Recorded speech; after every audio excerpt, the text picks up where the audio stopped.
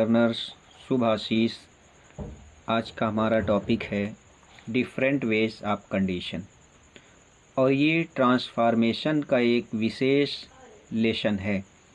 तो आइए शुरू करते हैं आज का topic, different ways of condition. Condition mean होता है शर्त, जिसमें एक हिस्से में यदि या अगर का हिंदी में अर्थ निकलता है और दूसरा हिस्सा तो या तब का अर्थ निकलता है।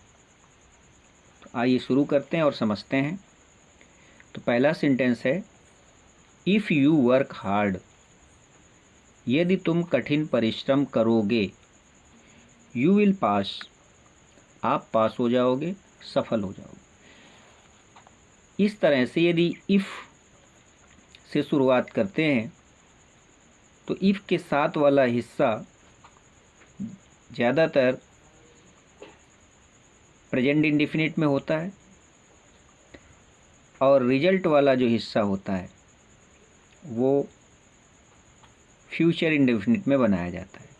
तो इस बात को ध्यान में रखिएगा। If you work hard you will pass, यदि आप कठिन परिश्रम करोगे तो आप सफल हो जाओगे।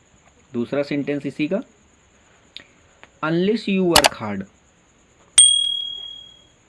यू विल नॉट पास, जब तक तुम कठिन परिश्रम नहीं करोगे या यदि तुम कठिन परिश्रम नहीं करोगे, यू विल नॉट पास, आप सफल नहीं होगे। तो देखिए, इफ़ जो है अनलेस का पॉजिटिव रूप है, या ये कह लें इफ़ का निगेटिव अनलेस होता है।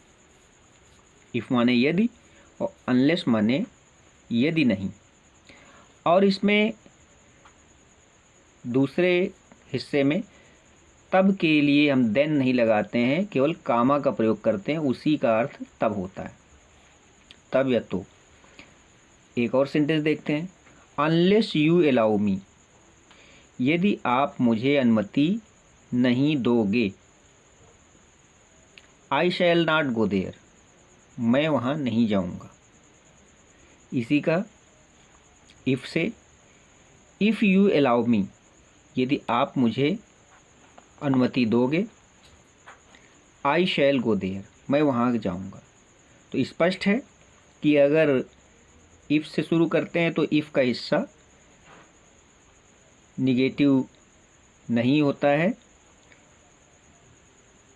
और दूसरा हिस्सा निगेटिव होता है ज़्यादातर। एक और sentence, I shall go there only if you allow me. अब देखिए यहाँ पर ओनली इफ़ का प्रयोग करके भी कंडीशन बनाया जा रहा है। यहाँ तो के लिए कामा का प्रयोग किया जा रहा है। इस तरह से आप इसको समझिए। तो I shall go there only if you allow me, या ओनली इफ़ को पहले ले आइए, only if you allow me I shall go there. तो जैसे भी आपको सुविधा हो, तो शर्त वाला हिस्सा पहले भी रख सकते हैं या शर्त वाला हिस्सा बाद में रख सकते हैं। अगर शर्त वाला हिस्सा, इफ़ वाला हिस्सा पहले रखते हैं तो जहाँ से हिस्सा ख़त्म होता है वहाँ कामा का प्रयोग होता है और तब रिजल्ट वाला हिस्सा लिखा जाता है।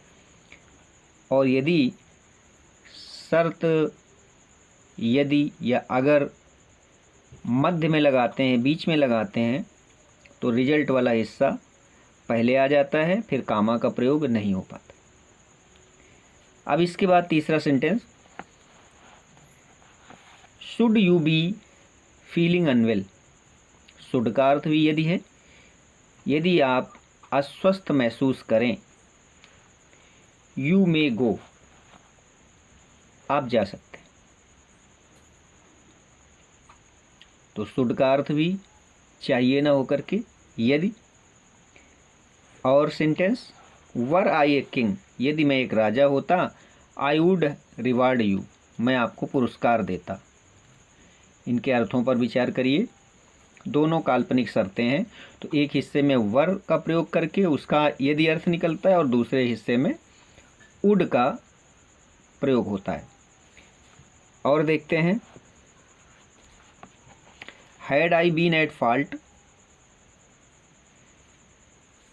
यदि मुझसे गलती होती, आई वुड हैव कन्फेस्ड, मैं उसको स्वीकार कर लेता, मान लेता।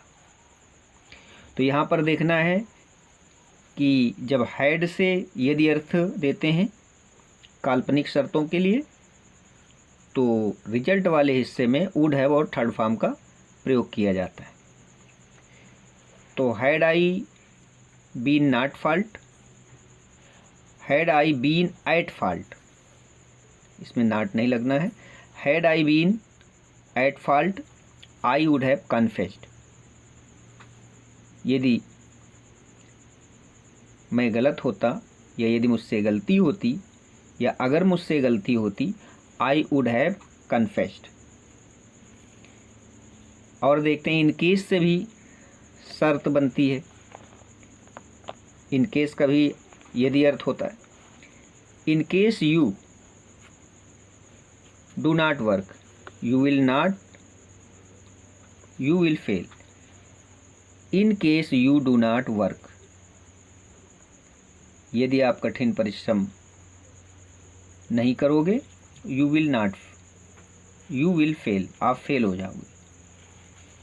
दूसरा sentence, in case you allow me I shall go there.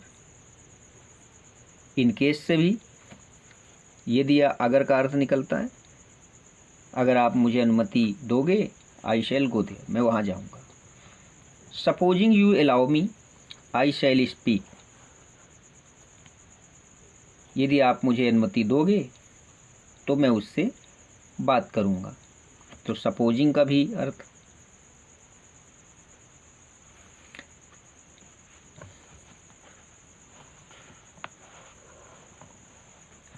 अब इसके बाद प्रोवाइडेड का भी अर्थ, अगर या यदि, provided you allow me I shall speak to him, supposing से भी बना सकते हो और उसी को प्रोवाइडेड से भी बना सकते हो, दोनों का अर्थ यदि निकलेगा।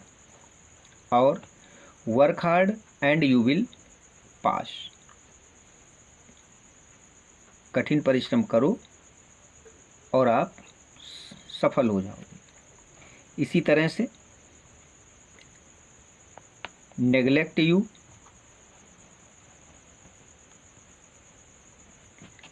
Work hard and you will fail. Neglect your work hard and you will fail.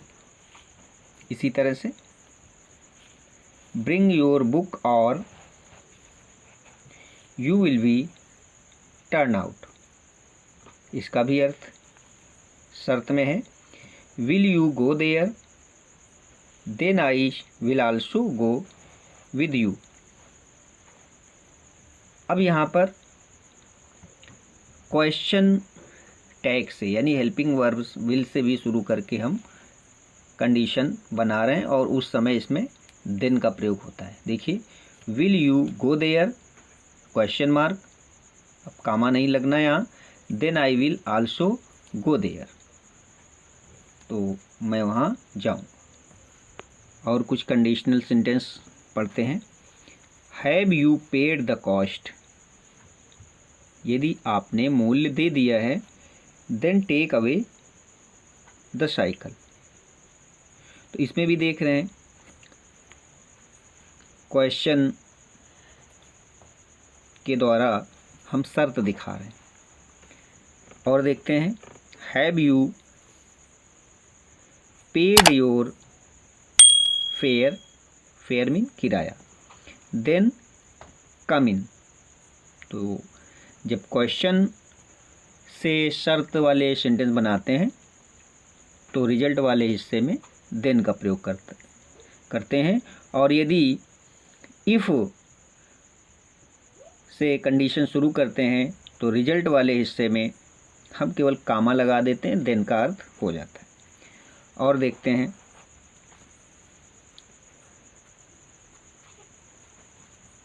But for your help, but for बिना, बट फॉर का अर्थ बिना भी होता है। But for your help I should have ruined। इसी तरह से one more such loss and we are ruined।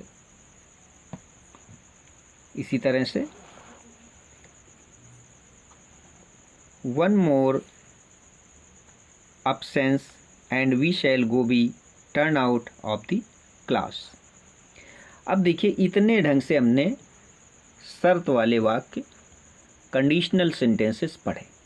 तो कंडीशनल सेंटेंसेस में दो हिस्से होते हैं, वो कौन से? यदि या अगर, और दूसरा हिस्सा परिणाम।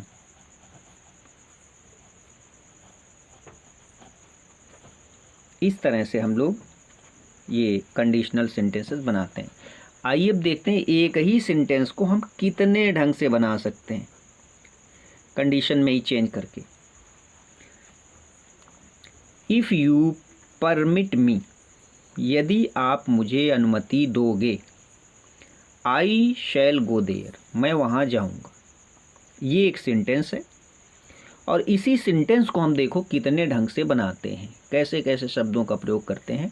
यानी एक ही कंडीशन को, एक ही कंडीशनल सेंटेंस को अलग अलग विधियों से कैसे लिखा जा सकता है। देखिए, तो मेन सेंटेंस हो गया इफ़ यू परमिट मी, यदि आप मुझे अनुमति दोगे।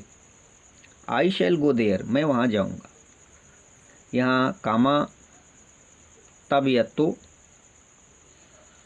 इसी तरह unless you permit me, unless if का निगेटिव, यदि नहीं। अनलेस यू परमिट मी, यदि आप मुझे अनुमति नहीं दोगे। I shall not go there, मैं वहाँ नहीं जाऊँगा। देखिए सेंस वही निकल रहा है। और देखिए supposing you permit me, supposing you permit me, यदि आप मुझे अनुमति दोगे। I shall go there. अब इसी को हम प्रोवाइडेड से लिख सकते हैं। Provided you permit me, I shall go there. Provided you permit me, I shall go there. Provide माने देना भी होता है। इन केस से देखिए बना रहे हैं, in case you permit me, I shall go there. इसके बाद केवल परमिट से, permit me and I shall go there. I shall go there only if you permit me. और देखते हैं without your permission, I shall not go there. Should you permit me, I shall go there. तो देखिए एक ही sentence को कितने ढंग से बदल दिया गया। अनलेस का प्रयोग करके, सपोजिंग का प्रयोग करके, प्रोवाइडेड का, इन केस का, इम्परेटिव से, ओनली इफ से, विदाउट प्रीपोजिशन और नाउन से, और शुड से। सभी का अर्थ यदि या यदि नहीं होता है।